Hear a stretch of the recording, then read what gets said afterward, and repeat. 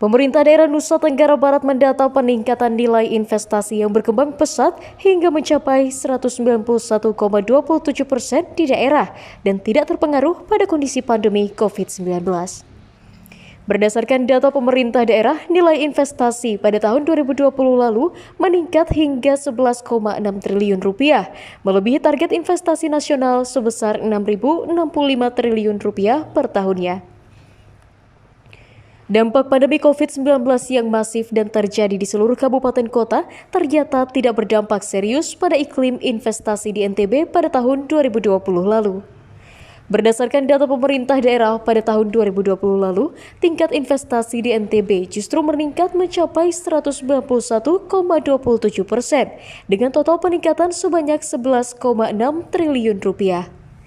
Realisasi capaian investasi tersebut diklaim melebihi target nasional yang hanya mencapai 100,23% atau sebesar 6.065 triliun rupiah pada tahun yang sama dan diklaim menjadi catatan kesuksesan Pemda dalam tetap mempertahankan iklim investasi yang stabil di masa pandemi.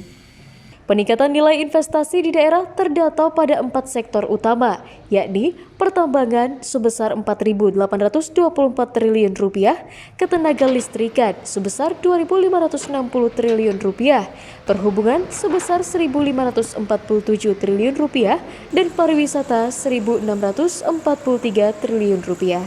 Target dari nasional itu 6 triliun, kita sudah bisa sampai 11,6, hampir berapa persen, 200% ya kenaikan realisasinya. Kemudian terhadap RPJMD kita yang 11,5 ya kita naik sedikit ya 11,6 triliun. Nah memang kalau kita lihat memang dampak terhadap tenaga kerja tidak masih menembus angka di sekitar 6.000-an tenaga kerja yang direkrut dengan investasi sebesar ini.